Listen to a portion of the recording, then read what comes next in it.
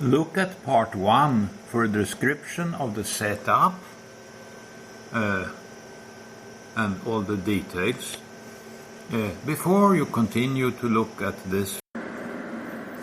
I have now set all the receivers to 27.4 megahertz, and I'm sending the antenna signals through the notch filter, which is also a very sharp low-pass filter. What goes into the radios is what you can see here. This is a signal generator. I am stepping it upwards.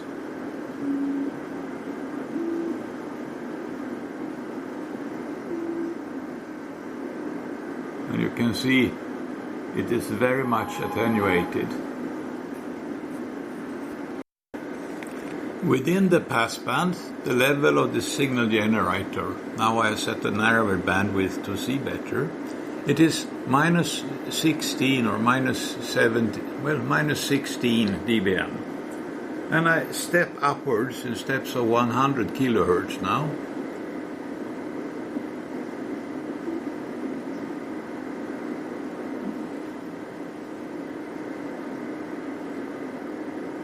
Oops.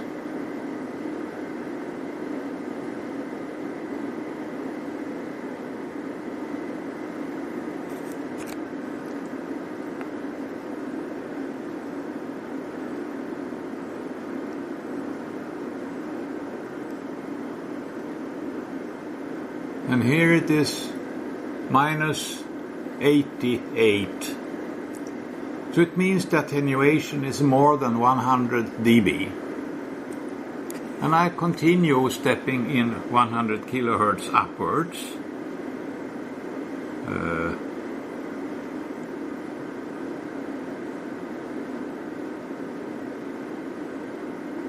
And it's just gone.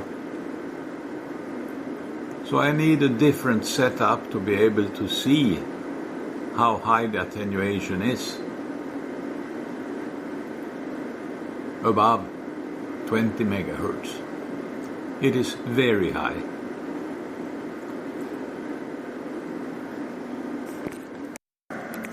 Looking at the screens, I see interference in the RSP1, in the Airspy Spyverter,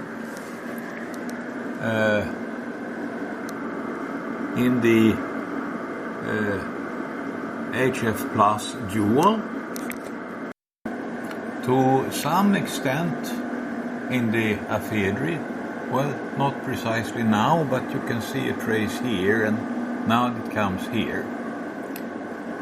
The Airspy Discovery, not much. There is something here.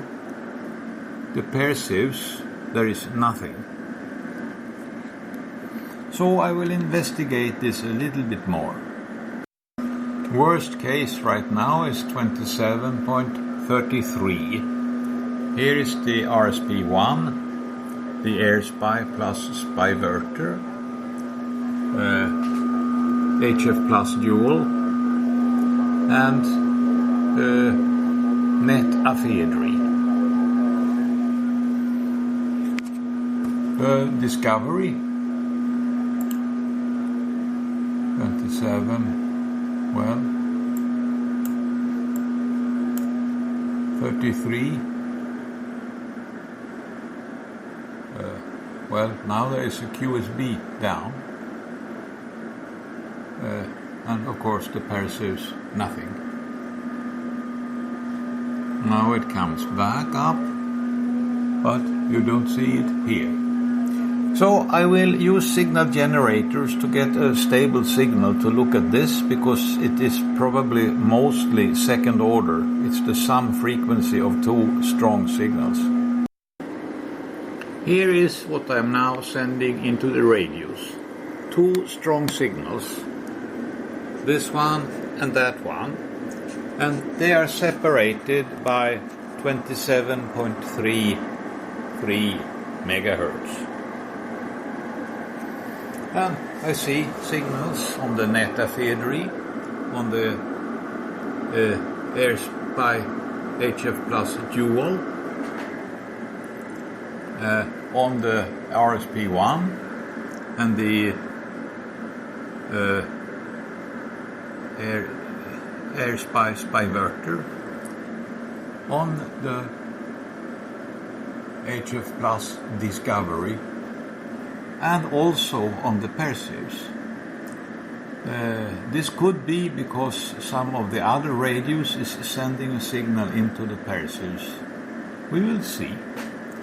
I start by reducing the signal and look for which one requires the smallest attenuation to give a certain signal-to-noise ratio of this second harmonic spur.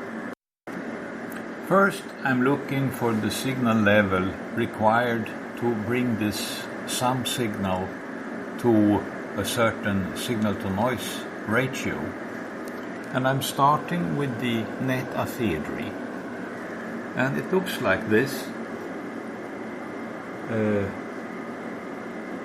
I increase the signal now in steps of 1 dB. Here I had reached plus 1 dB, and I continue upwards. 1 dB,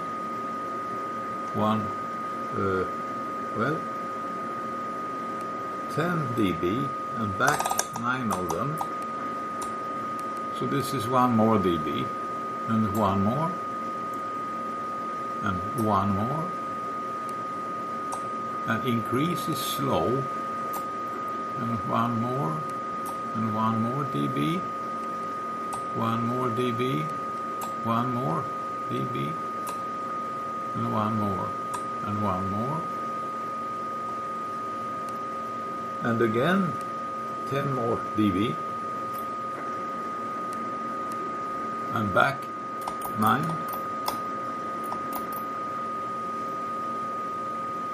So I go upwards, 1, 2, 3, 4, 5, 6, 7, 8, 9,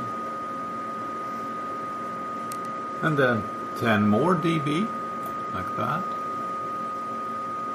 and 9, 8, 7, 6, 5, 4, 3, 2, 1, 0,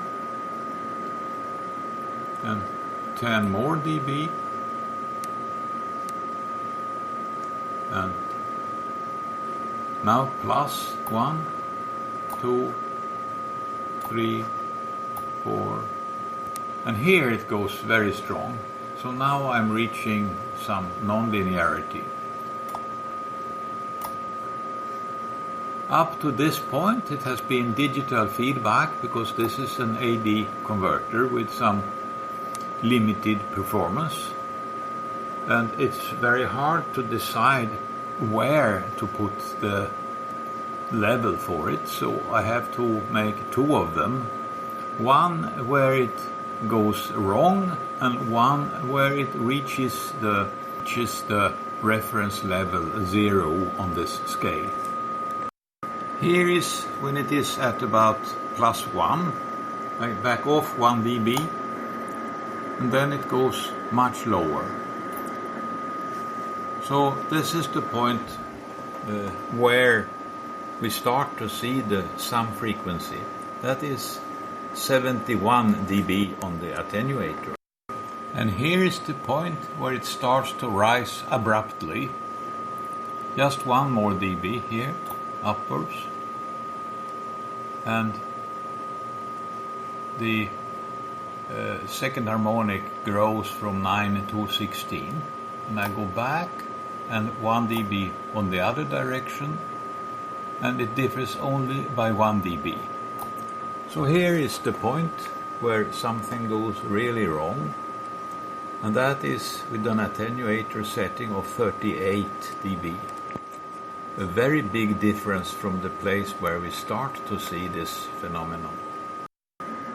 Here is the Airspy Spyverter combination, and it looks like this.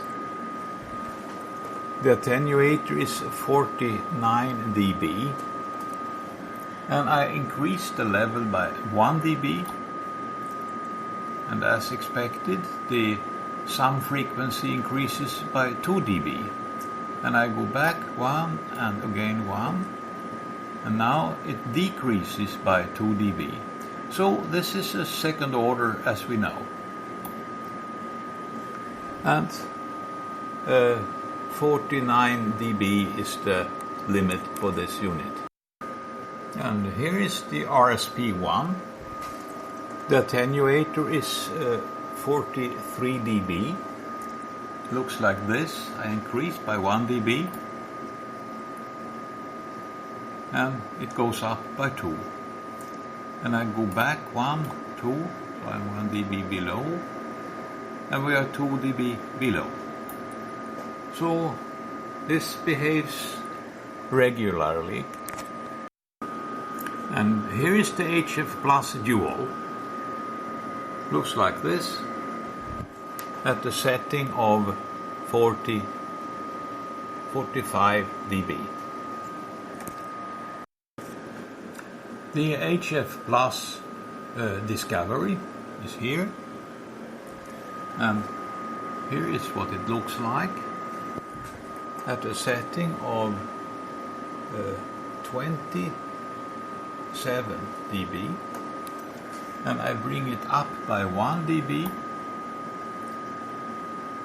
and of course the signal goes up by 2, and I bring it 1 dB below, and the signal goes down by 2 dB.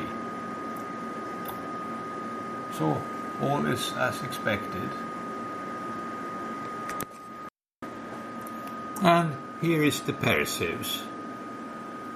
It indicates minus 112 dBm for the sum frequency, while the two tones are at minus 12.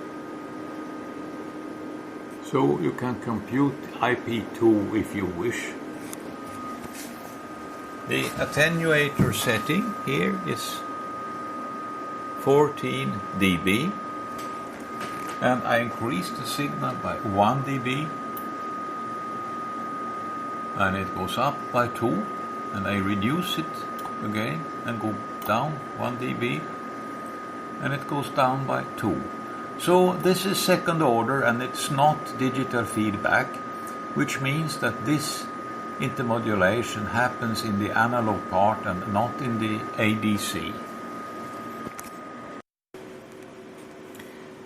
So here is a table of what I have seen in this video. It's IM2 at summing 11 and 16.33 megahertz. Listening then at 27.33. The net AFEDRI has a not so well defined attenuator setting for the sum frequency to start to give interference. The other ones are distinct because they are pure second order intermodulation.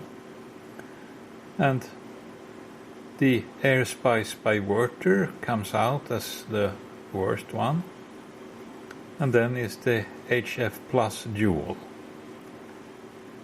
closely followed by the RSP1, and then the Discovery has some filtering, so it is significantly better, and the Perseus is the reference. It also has filters, and it has a high quality ADC also.